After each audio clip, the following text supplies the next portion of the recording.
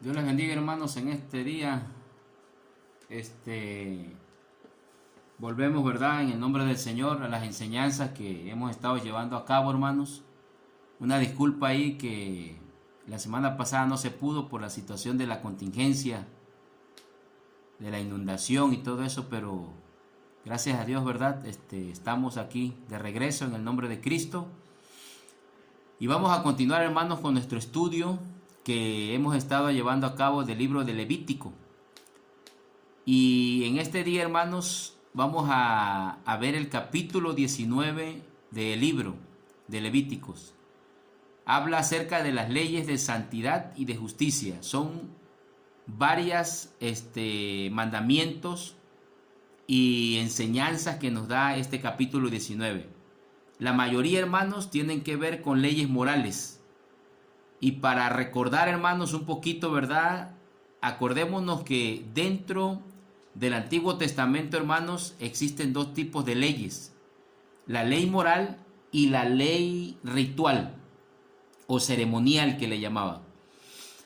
La diferencia, hermanos, estriba en que la ley moral sigue vigente, porque son los mandamientos, ¿verdad?, que nos dan un principio cristiano. El Señor Jesucristo los confirmó y algunos hasta todavía los mejoró o los aumentó. Y la ley ceremonial o la ley ritual, esa quedó, hermanos, totalmente cumplida o complementada, o se dio cumplimiento en el sacrificio del Señor Jesucristo. Ya no tenemos que seguir, hermanos, sacrificando, ¿verdad?, animales. No tenemos que hacer rituales, nada de eso. ¿Por qué? Porque Cristo fue totalmente y absolutamente al 100% cumplió todo eso. Pero, hermanos, seguimos nosotros practicando, ¿verdad?, la ley moral. Vamos entonces a ver, para avanzar, ahí capítulo 19, hermanos, del libro de Levíticos. Y como siempre, ¿verdad?, habló Jehová a Moisés diciendo, ¿verdad? El Señor es el que estaba dando las ordenanzas.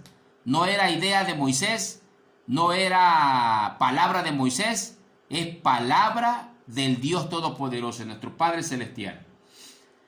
Y vamos a ver, hermanos, primero que nada, nos dice, ¿verdad?, que el Señor en el versículo 2 es santo y seréis santos. Ahí está. Santidad es una de las cosas que nos habla este capítulo, hermano. Y la santidad sabemos que es algo sagrado, algo apartado, elegido. La santidad no es una moda, no es por un tiempo, no es cuando yo me sienta bien, no. Es un modo de vida. O sea que tenemos que tener siempre claro, hermanos, que nosotros somos un pueblo santo, un pueblo apartado. Algo, hermanos, que está exclusivo para Dios. La santidad no se compra, se busca en la presencia de Dios. La santidad es algo tan valioso que cuesta mucho, pero que no es imposible obtenerla. Solo Dios nuestro Señor nos las puede otorgar. Es decir, que la santidad, hermanos, requiere una humillación a Dios diaria. Una súplica a Dios diaria. ¿Por qué? Porque hay una lucha. Dice la Biblia que tenemos una lucha entre nuestra naturaleza humana, que todos los días, ¿verdad?, está luchando contra el anhelo del alma y del espíritu de vivir de acuerdo a lo que Dios dice. Entonces esa lucha, hermanos, constante, tiene que tener un apoyo del Espíritu Santo en nuestras vidas. ¿Y cómo lo vamos a obtener? Humillándonos a Dios, suplicándole a Dios cada día, hermanos, que nos ayude a vencer nuestras debilidades, nuestras tentaciones, nuestras flaquezas, para que podamos, hermanos, lograr la santidad. Sabemos que por sí sola o porque nosotros mismos la produzcamos, no se puede, hermano. Es imposible. Tenemos que suplicar la ayuda de Dios todos los días. Bendito sea su nombre. Este capítulo, hermanos, también nos enseña el respeto a los padres. ¿Por qué? Porque el respeto a los padres es un principio moral y espiritual. Es una base de la naturaleza humana.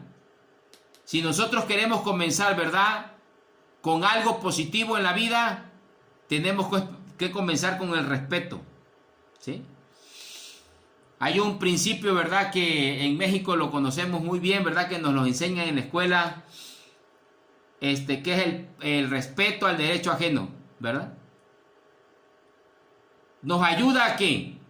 El respeto a los padres, a tener un consejo que nos ayuda en nuestras vidas. ¿Por qué? Porque son personas, hermanos, que ya conocen, que ya saben, que ya pasaron años antes que nosotros y nos pueden dar, ¿verdad?, su experiencia.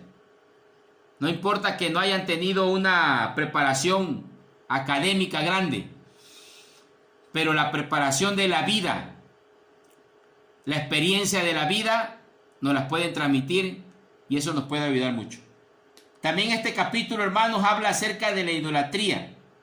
¿Por qué habla acerca de la idolatría? ¿Por qué el Señor es muy enfático en la idolatría? Porque en la época, hermanos, en que el pueblo de Israel iba a entrar a la tierra prometida, había demasiada creencia hacia lo oculto, hacia el ocultismo, hacia lo esotérico, hacia la naturaleza incluso. El ser humano se asombraba mucho de la naturaleza, de las tempestades, de los volcanes, del sol, de la luna, de las estrellas, de todos los astros. Se asombraba. ¿Por qué? Porque no tenía mucha explicación. No había un descubrimiento. Entonces el ser humano se asombraba mucho de todo lo que veía grande, grandioso, que no podía dominar, que no podía tener una explicación. Entonces lo convertía en un dios. Lo convertía en una forma de adoración. Le daba un culto, le daba una adoración a algo. Entonces Dios tiene que advertirles mucho. Dios fue muy enfático, tuvo siempre esa lucha. De hecho, el pueblo de Israel por la idolatría fue que se perdió, porque la idolatría iba asociado a otras prácticas de tipo sexual, de culto que se le ofrecía incluso hasta niños a los dioses, a los ídolos muertos, pues. Entonces, hermanos, la idolatría también puede existir, ¿verdad?, en muchas formas, no nada más en una imagen. Vimos en otras clases, ¿verdad?, que puede existir en forma de un artista, inclusive de un siervo de Dios, ¿verdad?, que alguien lo idolatre y lo vea casi como un dios, ¿no? Y también puede ocurrir, ¿no? Puede existir en los hijos, idolatramos a los hijos, idolatramos a los padres incluso. En fin, la idolatría tiene diferentes formas, hermano. Al dinero podemos idolatrarlo, ¿verdad? Y no, o sea, no lo sacamos, no lo damos a como debe ser. Podemos idolatrar nuestro trabajo, podemos idolatrar nuestra ropa. En fin, un carro podemos idolatrarlo igual. Que no ¿verdad? Queremos que el carro esté mejor que nosotros, ¿no?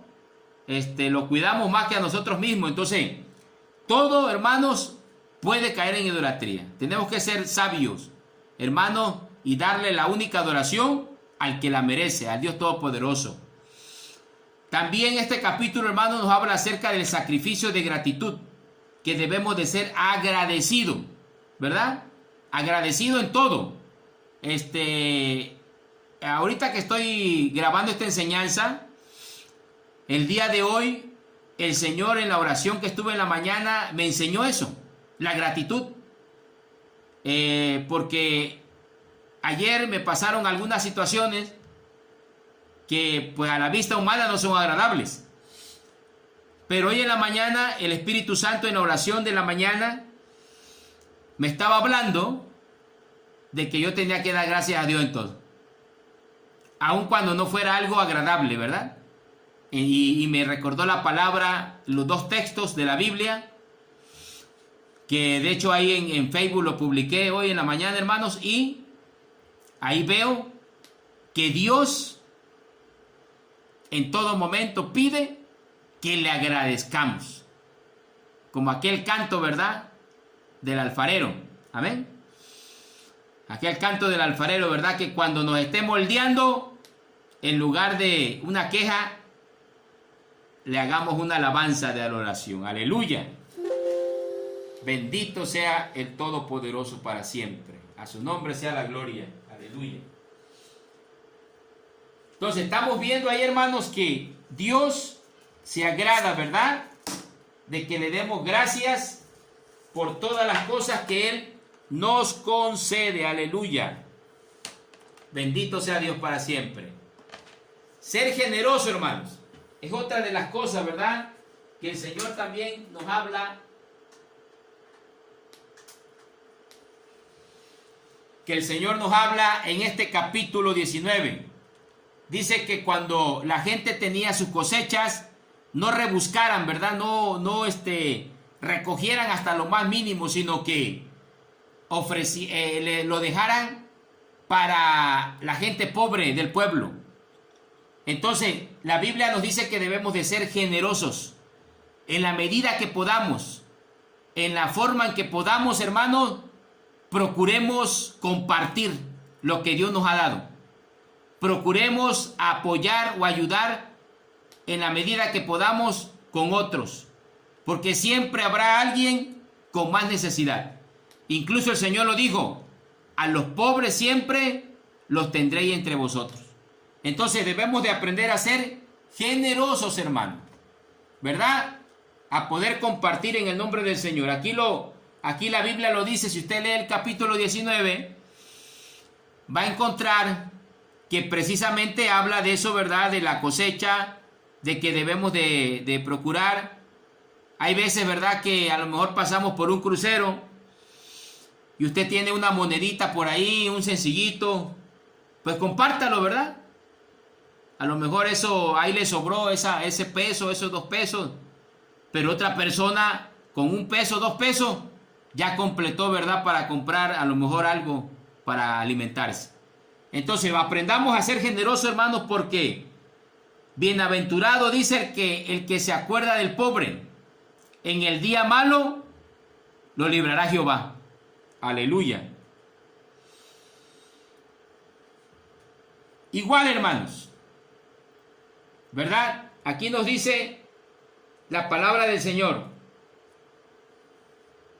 no andarás chismeando, dice, entre tu pueblo. O sea, no andarás haciendo rumores, ¿verdad? Aquí lo dice la versión Reina Valera. Nos dice: no andarás chismeando entre tu pueblo, no atentarás contra la vida de tu prójimo, yo Jehová. ¿Por qué, hermanos?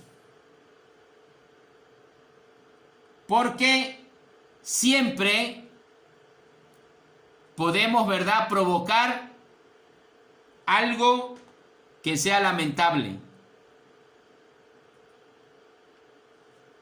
Cuando dice no atentarás contra la vida de tu prójimo, habla de que un rumor, ¿verdad?, puede provocar una muerte de alguien. Porque si yo esparzo un rumor, dice, no, pues, oye, fíjate que como aquellas personas a veces que son linchadas, ¿verdad?, y dice, oye, es que robó, dicen, o iba a abusar de algún menor o algo, no sé, y no es cierto, ¿verdad? Es algo provocado, un rumor. Entonces puede llevar a esa persona a que lo maten, ¿no?, la gente, y digan, no, pues dicen que es que hizo esto, pero yo no lo vi, no estuve yo ahí, o no, es que lo dicen. Por eso así lo dice la Biblia aquí, ¿no? No andarás chismeando entre tu pueblo, no tentarás contra la vida de tu prójimo, yo Jehová. Entonces, hermanos, ¿verdad? Tenemos que tener cuidado, no engañar ni mentir, no jurar falsamente, amén. respetar las leyes laborales.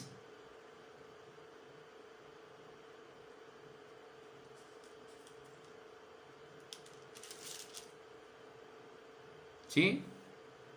Dice aquí en este capítulo que no retendrás el salario, dice, porque antiguamente la gente trabajaba un día y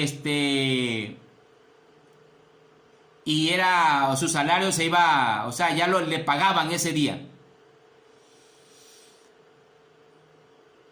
Entonces no, por eso el apóstol Pablo, cuando habla, ¿verdad?, en sus epístolas, dice, no pondrás bozal al buey que trilla. Es una metáfora poniendo de ejemplo que ese buey o ese animal que te está ayudando a arar la tierra para que produzca fruto, no retengas de que no le des de comer, ¿verdad? No le des el alimento. No le des el alimento, o sea, ¿por qué? Porque sería injusto, pues, de que te está ayudando ese animal y no le des agua, no le des pasto, ¿verdad?, para comer. Entonces, hay que, hermanos, ¿verdad? Esto va acá, quizás lo puse en una diapositiva diferente, pero aquí es, retener el sueldo es robar. ¿Verdad? Que como cuando uno va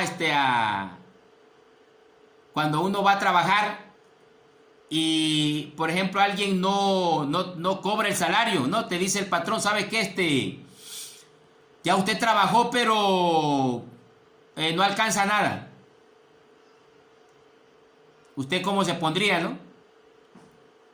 O ¿sabe qué? Ya trabajó, pero se lo voy a dar hasta la próxima quincena porque hoy yo no tengo.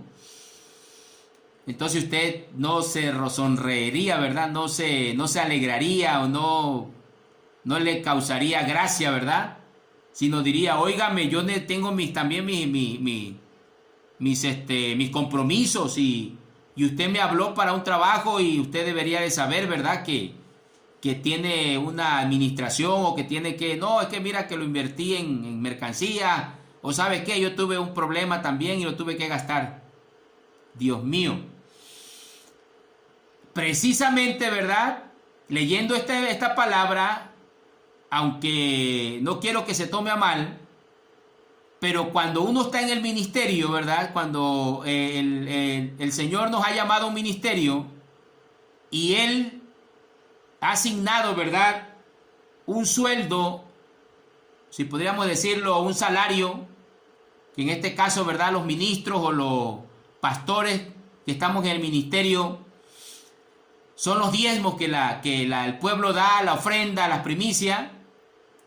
Si usted no lo hace, usted está cayendo, ¿verdad?, en lo que podríamos decir no respetar las leyes laborales, por decirlo así. Retener el salario, que diga, no, pues, sí, el Señor, como forma de gratitud, le dice a usted debe de dar su diezmo, su ofrenda, su primicia. Pero eso que usted aparta es el salario del ministro, del que está ministrando. Y si usted no lo hace, usted está robando, usted está reteniendo. Así como aquí dice en el capítulo 19, usted está reteniendo, pues. ¿Por qué? Porque Dios le va a proveer a su siervo, claro. Pero usted está reteniendo el salario. ¿Por qué? Porque ese apartado que el Señor le ha dicho que haga es lo que le corresponde al que está trabajando en el ministerio, que Dios lo ha hablado para esa obra. Entonces usted tiene que analizar ese mandamiento, amén. Se los dejo, ¿verdad?, para que usted lo reflexione, así como si usted lo fuera a tu trabajo y le dijera, ¿sabe qué? No puedo, no tengo, o no. Usted diría, no, oiga, pero ¿cómo va a ser posible?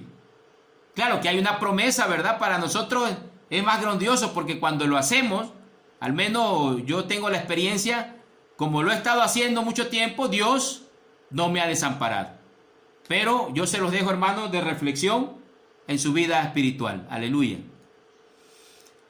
También este capítulo, hermano, 19, nos habla acerca del respeto a las personas con discapacidad. Dice, no pondrás tropiezo al ciego y tampoco maldecirás al sordo. Fíjense, hay dos cosas que habla ahí ese capítulo: discapacidad auditiva y discapacidad visual, que tenemos que respetar. Cuando, ¿verdad?, hay un cajón de discapacitado, hay que respetarlo, ¿verdad? Anteriormente yo era, pues, no, aquí está pero después fui como que reflexionando y digo yo, oye, si es cierto, si yo estuviera en esa situación, no me gustaría, ¿verdad?, que alguien viniera, se estacione ahí y esos cajones los dejan más cerca porque las personas con discapacidad pues tienen más dificultad, ¿no? Entonces, no, pues hay que buscar, ¿verdad? No, pues es para personas con problemas, con discapacidad, hay que buscar otro lugar. Ese también es un respeto, ¿va? O tapar los accesos, ¿verdad? Los accesos cuando uno va a una banqueta y dice, oh, no, ahí tapa uno, una persona que va en silla de ruedas para que pueda bajar en esa rampa. Hay que respetar. Así lo dice la Biblia, ahí lo dice. No podrás tropiezo, dice, al ciego, ni pondrás, ¿verdad?, ni maldecirás al que no te escucha, ¿verdad? Que uno insulte o uno hable de la persona porque sabe que no te va a escuchar. Es el respeto a las personas con discapacidad. Aleluya. Hacer lo justo. Hacer lo justo. Hay veces que decimos, ¿verdad? Es que mira, él está es pobre, es esto, lo otro, y pero hizo algo malo, algo indebido. Y uno dice, no, pero vamos a tolerarlo, pero el que tiene una condición económica alta y todo, uno dice, no, a ese hay que darle, ¿verdad? No, ese róbale porque ese tiene. No, o sea, la Biblia habla que seamos parejos. Que seamos parejos. Que si el pobre no le vas a quitar al pobre, pero tampoco, ¿verdad?, no vas a ser injusto con el que tiene. O alguna cosa de preferencia. La Biblia aquí dice, habla que no tengamos preferencia por la condición. Cuando vamos a juzgar algo justo, algo correcto, no importa la condición, sino lo que es la acción. La acción es la que vamos a juzgar, no la condición de la persona. Porque entonces tendríamos preferencia, ¿verdad? Y diríamos, bueno, como esta persona no tiene economía, vamos a respetarle porque mató a alguien, ¿no? Porque mató a alguien, no va a poder pagar un abogado, en la cárcel lo van a maltratar porque no va a poder dar dinero o algo. No. De aquí dice la Biblia que tenemos que ser justos, ¿verdad? Si esa persona, aunque tenga una condición económica muy pobre, pero si hizo un delito, pues tiene que pagarlo, ¿no? Tiene que pagarlo. Igual la persona que tiene, ¿verdad?, una economía alta, tiene que pagarlo. O sea, aquí la Biblia nos dice que tenemos que ser parejos. No por la condición social o económica vamos a dar preferencia. No esparcir rumores, ¿verdad? Bueno, lo que decíamos en una diapositiva, no esparcir rumores. El rumor puede incluso poner en peligro la vida de una persona. ¿Sí? En lo que comentábamos, ¿verdad? No andar esparciendo rumores.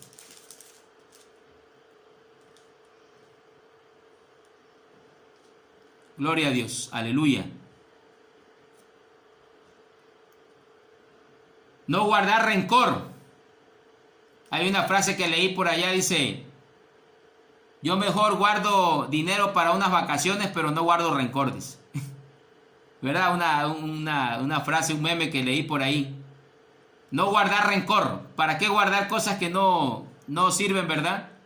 Hay que procurar liberarse de equipaje que nos hace nada más cargarnos.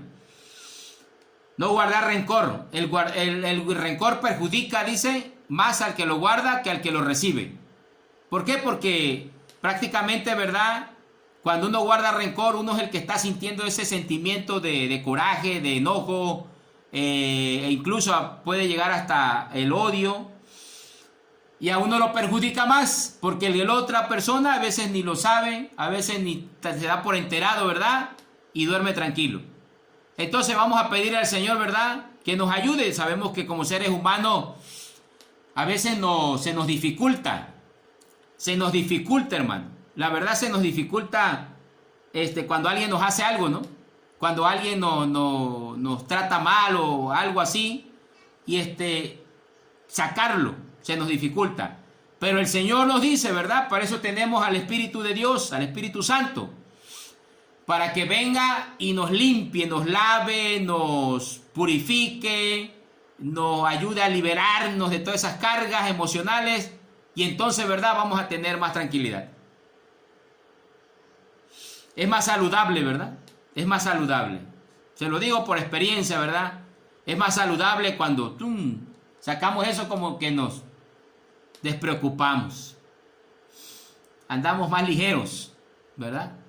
Así como en las aerolíneas, ¿verdad?, que nos ofrecen a veces vuelos donde no llevas mucho equipaje, bueno, cuesta menos.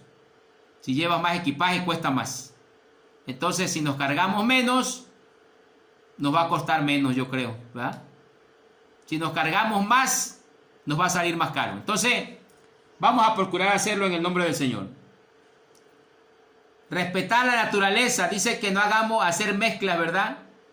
Ahí en ese capítulo dice algo, ¿verdad?, que quizá lo entenderíamos más si nos metemos un poquito a estudiar a lo mejor cuestiones de biología o de veterinaria o a lo mejor de razas, por ejemplo, que a veces dicen, al menos yo he escuchado en las razas de perros, ¿verdad?, caninas, donde dice no mezcles con esto y el otro porque degradas la raza. Degrada la raza, o incluso en el ganado, lo he escuchado también, ¿verdad? A veces hay toros, por ejemplo, que venden, que cuestan hasta $1,000,000 de pesos.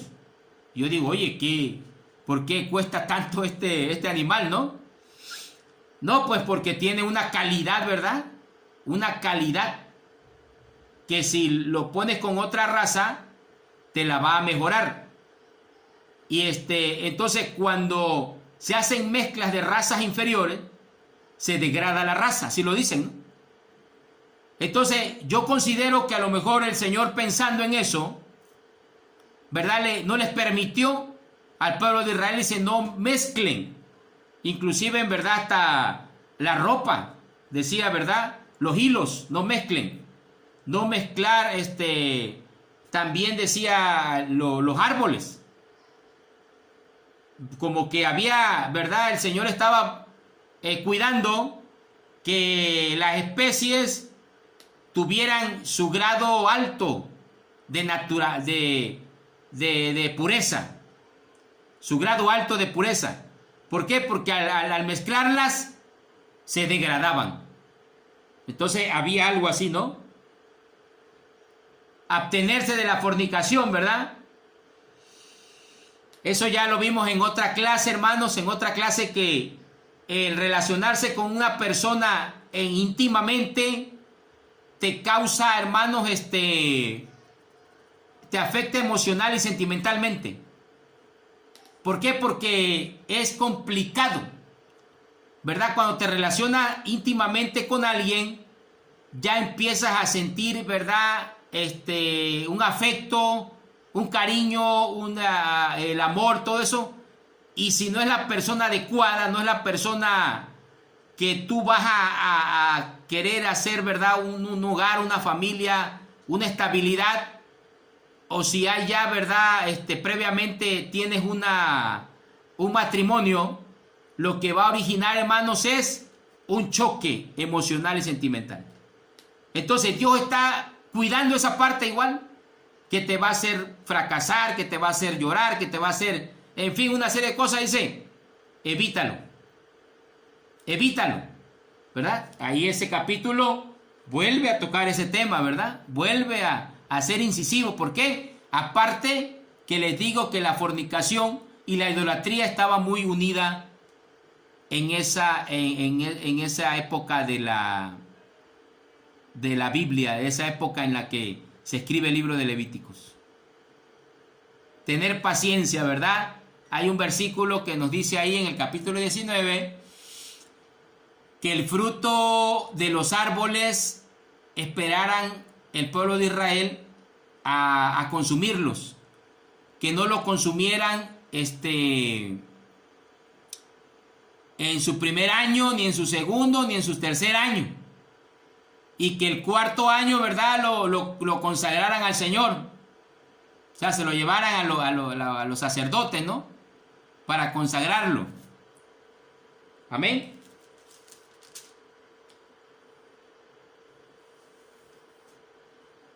Entonces, hermanos, hasta el quinto año, fíjense nada más, hasta el quinto año iban a poder, ¿verdad?, ya disfrutar del fruto de esos árboles. Tiene, ¿verdad?, yo considero, tiene alguna explicación. Siempre, todo lo que Dios ordena tiene una explicación. Podríamos quizá varias cosas, ¿verdad?, estudiar, hermanos, meternos un poco, ¿verdad?, en la ciencia, y a lo mejor decir, bueno, en la agronomía, ¿verdad?, y decir, bueno, ¿por qué el primer fruto no? ¿Por qué el segundo año del fruto no? ¿Por qué hay árboles incluso que el fruto te lo vienen dando hasta el quinto año o hasta el 10º año, como el coco? El coco lo plantas y hasta que pasan 10 años, ¿verdad?, vienes a empezar a poder a tomar un agua de coco. Y de ahí para adelante, ¿verdad?, todo lo que dure. Entonces, probablemente, ¿verdad?, el cuarto año, los 3 primeros años no se podía, hay que tener paciencia, ¿verdad? Dios nos enseña la paciencia. El cuarto año se consagra. Esa consagración, ¿verdad?, todo el fruto va a los siervos de Dios que van a consagrar ese fruto, lo reciben. Y hasta el quinto año, entonces sí, así tú lo puedes disfrutar. Hay que tener paciencia. Pero tiene una explicación, ¿verdad? A lo mejor podríamos decir, no sabemos mucho de agronomía, ¿verdad? Pero tal vez los primeros frutos no tienen las mismas vitaminas, ¿verdad? Porque está comenzando cuando ya se desarrolla el árbol completamente, entonces ya el fruto adquiere todas las vitaminas, minerales, todo lo que necesita, que cuando ya se come, se consume, el cuerpo, ¿verdad?, lo aprovecha mejor. Podría ser una especulación, ¿verdad? No investigué mucho acerca de este punto de agronomía, nutrición y todo, pero alguna explicación siempre Dios, cuando nos da alguna instrucción, es por nuestro bien. Aleluya.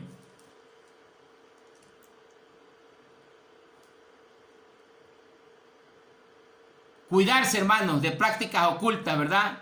No comer la sangre o tomarla. Era una práctica satánica que incluía iniciación o pacto con el maligno. Hacerse tatuaje o ciertos cortes de cabello representaban también actos satánicos. Ya usted sabe, ¿verdad?, cómo los satanistas se tatúan mucho. Aquellos que hacen ciertas pactos con el enemigo se tatúan o incluso hasta se cortan. Por eso no se les permitía cortarse la barba, no, en fin, varias cosas. ¿Por qué? Porque todo eso tenía un simbolismo. La prostitución igual, hermanos, estaba también muy ligada a la idolatría. Sí, por eso a los padres ahí dicen, no permitirás que tu hija, ¿verdad?, se prostituya. ¿Por qué? Porque había, hermanos, en la idolatría un ofrecimiento, ¿verdad?, de fornicación para cumplir deseos de los dioses, aparentemente de los dioses. El reposo también, que el Señor dice que le descansemos. Ahí no ponemos un día. ¿Por qué? Porque bajo la ley decían que era el sábado. Pero en realidad, hermanos, ¿qué es sábado? En Israel es otro día al sábado de nosotros. Y aparte los calendarios han cambiado tanto en los siglos que en realidad no sabemos, ¿verdad? Pero aquí siempre decimos, consagra un día para el Señor de la semana. Nosotros lo hacemos los domingos. ¿Por qué? Porque es el día que la gente más descansa laboralmente, que las escuelas igual descansan, ¿verdad?